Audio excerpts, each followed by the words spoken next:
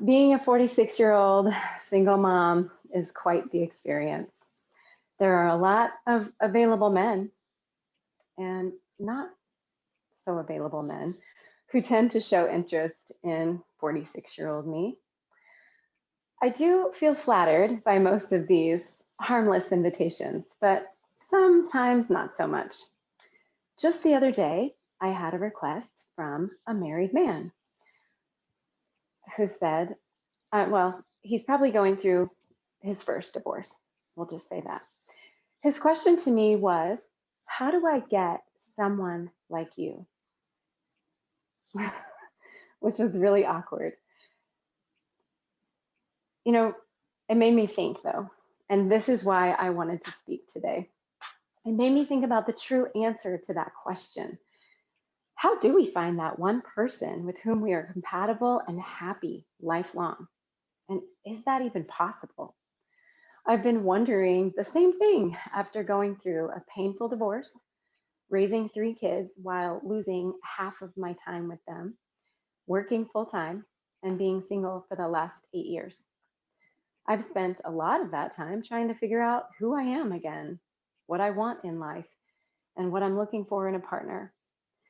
I didn't feel like it was my duty to educate him on the list of reasons I would not be dating him, but it did get me thinking about the truth of how to find that right life partner. For me, it's been a long, difficult journey. I've dated a few people in my 8 once again single years. Last year, I thought I found that special someone for me, but I was mistaken.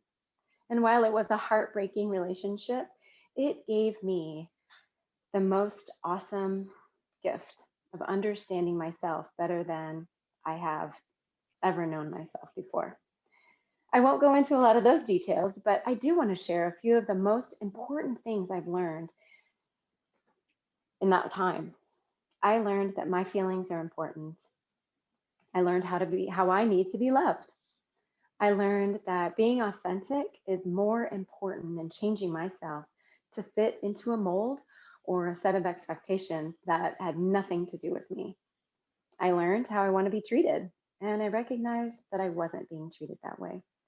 Most of all, I wasn't treating myself the way I wanted to be treated because I was trying to be somebody I wasn't for somebody who wasn't right for me. I learned again that I don't have to settle.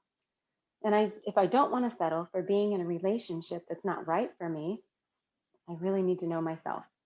I need to appreciate my self worth, understand and honor my non negotiables, and stick to them no matter what.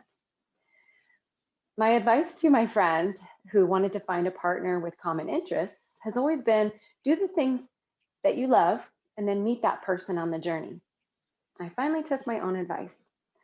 I found myself alone a lot last year. I was able to discover some new passions. I love to paddleboard. I love the outdoors. I love hiking for miles and miles and miles. I walked over 900 miles last year, and I'm well on my way to walking that and more this year. I've learned what's important to me. I've learned again that changing myself to please someone else is definitely not worth it. I've learned what I truly need in a relationship, who I am, and what is going to make me feel fulfilled. But most importantly, I learned how to love myself. Whatever or whoever else happens along the way is just a bonus. I'm with myself all the time. Me, myself, and I eat together, sleep together, we hike together, we work together, cry together, we laugh together, we pay our bills together, we have fun together, we do yard work, which we love, we do all the things in life together that matter the most. We make really bad choices together, and we make really great choices together. It turns out that the most important relationship of my life is the one with me. And the more I know myself, the better I like myself. And the more I learn and grow and seek happiness inside this relationship, the more fun I am to be around, if I do say so myself. Being true to myself is what makes me the most authentic me possible. And by being my most authentic and best self, the most happy, settled, loving me I can be, the more attractive I am to the positivity and light in others. The attractiveness that glows from me attracts love and light from other people and my pets and animals. And it's just amazing. All people attract others based on the vibe they extend.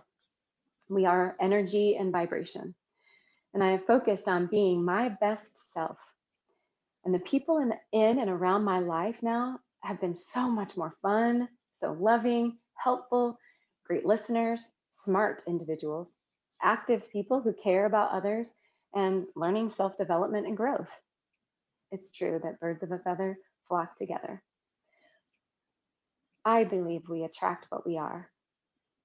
So, my advice is to pay attention to how you feel, learn who you are and what you need, know your worth, know you are worthy of beautiful love.